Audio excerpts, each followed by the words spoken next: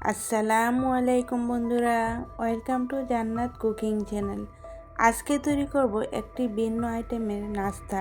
আর এই নাস্তাটি দেখতে যেরকম লোভনীয়, খেতেও কিন্তু অনেক বেশি মজার হয়েছিল।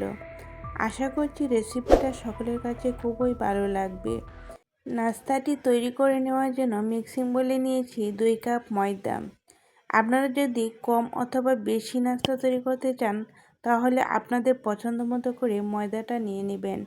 এখন দিয়ে দিচ্ছি 1/4 টিস্পুন লবণ, 1 চা চামচ চিনি। এই চিনিটা দিলে খেতে খুবই ভালো লাগবে নাস্তাগুলো। দিয়ে দিচ্ছি 2 টেবিল চামচ রান্না করা সাদা তেল। এখন সবগুলো উপকরণ ময়দার সাথে খুব সুন্দর করে মিশিয়ে নিচ্ছি।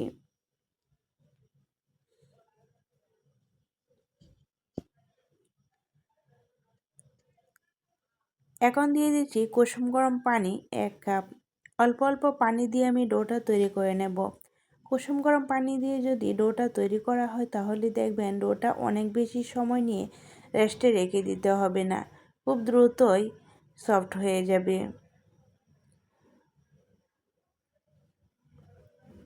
ডোটা আমি খুব সুন্দর করে মথে নিচ্ছি। মথে নেওয়ার কাজটা একটু সময় নিয়ে করে নিতে হবে যাতে ডোটা অনেক বেশি স্মুথ হয়।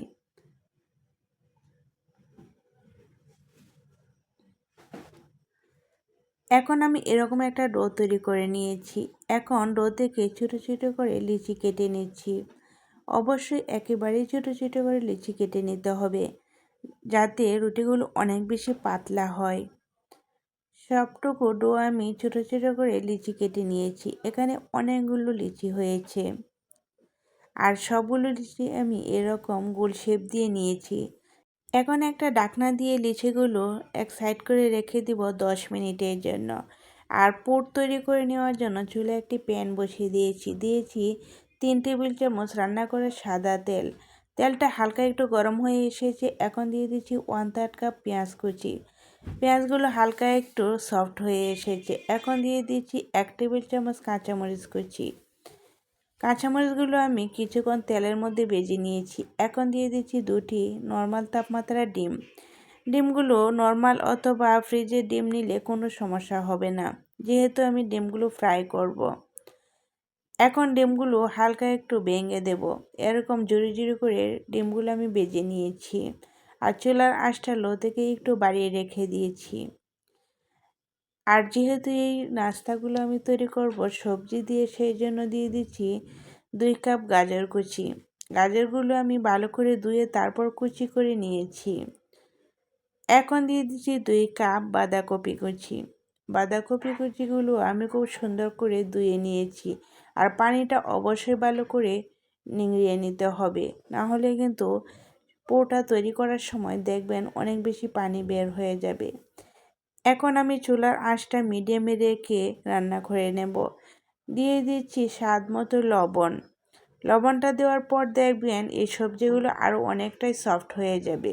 চুলার আঁচটা মিডিয়ামে রেখে কিন্তু সবজিগুলো রান্না করে নিতে হবে, না হলে দেখবেন সবজি থেকে পানি বের হয়ে যাবে।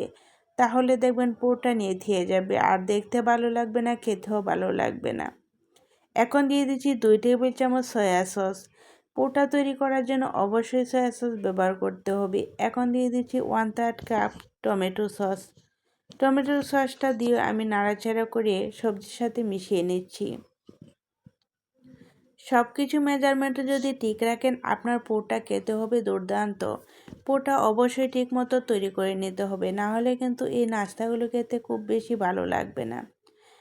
এখন দেখেন সবজিগুলো নাড়াচাড়া করার পর পানিটা একেবারে শুকিয়ে গিয়েছে। এখানে আর একেবারেই পানি নেই। এখন দিয়ে দিচ্ছি 1/2 চা চামচ কালো গোলমরিচের গুঁড়া। গোলমরিচের গুঁড়াটাও ব্যবহার করেছি। এখন খুব সুন্দর করে সবজির সাথে মিশিয়ে সবজিটা চুলা থেকে নামিয়ে নিয়েছি। এখন আর জাল করতে হবে না, তাহলে কিন্তু পোটা ভালো লাগবে না। আর এদিক দিয়ে আমি রেস্টে রেখে দিয়েছিলাম ডোগুলো, আর ওই ডোগুলো কিন্তু অনেক বেশি সফট হয়ে গিয়েছে। এখন একটা লিচি হাতে নিয়ে আমি গোল শেপ দিয়ে নিয়েছি। অল্প একটু কর্নফ্লাওয়ার ছিটিয়ে আমি একটা পাতলা রুটি তৈরি করে নেব। কর্নফ্লাওয়ার ছিটিয়ে যদি রুটিগুলো তৈরি করেন তাহলে দেখবেন এই রুটিগুলো অনেক বেশি পাতলা হবে। রুটিগুলো অবশ্যই পাতলা করে তৈরি করতে হবে। ময়দা দিয়ে কিন্তু এত পাতলা করে রুটিগুলো তৈরি করা যায় না।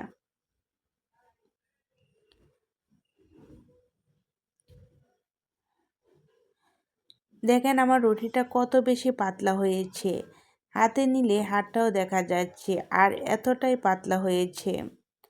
চেষ্টা করবেন রুটিগুলো অনেক বেশি পাতলা করে তৈরি করে নিতে।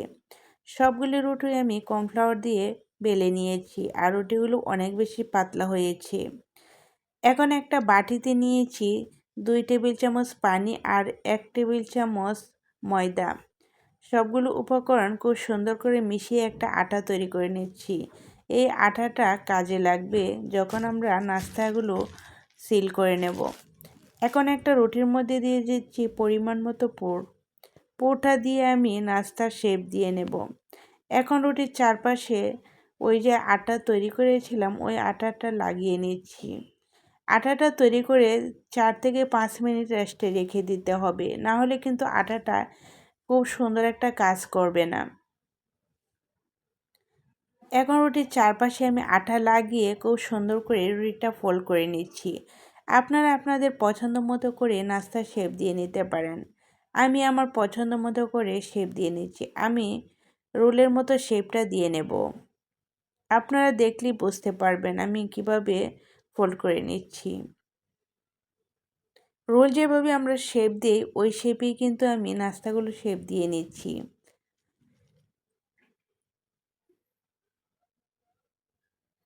আমি এরই মধ্যে একটি নাস্তা তৈরি করে নিয়েছি।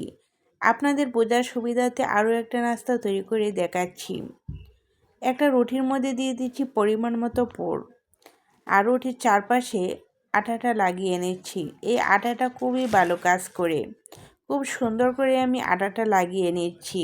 এখন আমি সম্পূর্ণ রুটিটা খুব সুন্দর করে ফোল্ড করে নিচ্ছি। আপনারা একবার যদি খুব সুন্দর করে দেখে নেন তাহলেই বুঝতে পারবেন।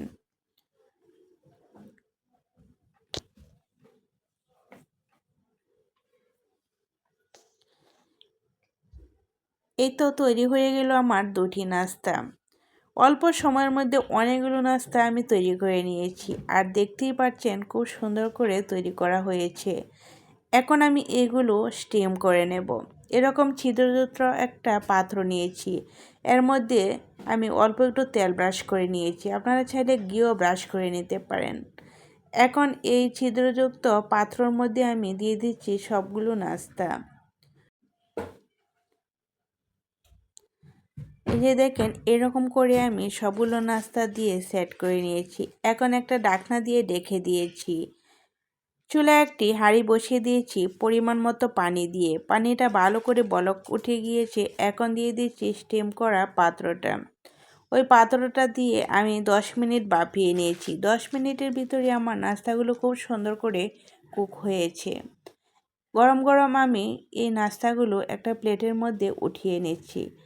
মাশাআল্লাহ, দেখেন নাস্তাগুলো দেখতে কত বেশি লোভনীয় লাগছে। আশা করছি সকলের কাছে খুবই ভালো লেগেছে। রেসিপিটা ভালো লেগে থাকলে একটা লাইক দিয়ে সম্পূর্ণ ভিডিওটি দেখে নেবেন, আর চ্যানেলটি সাবস্ক্রাইব করে রাখবেন। এই নাস্তাগুলো গরম গরম খেতে খুবই মজার হয়। চেষ্টা করবেন নাস্তাগুলো গরম গরম খেয়ে নিতে, তাহলে দেখবেন খুবই ভালো লাগবে। আজ তাহলে এ পর্যন্তই। সকলের সুস্থ কামনা করে বিদায় নিচ্ছি। আল্লাহ হাফেজ।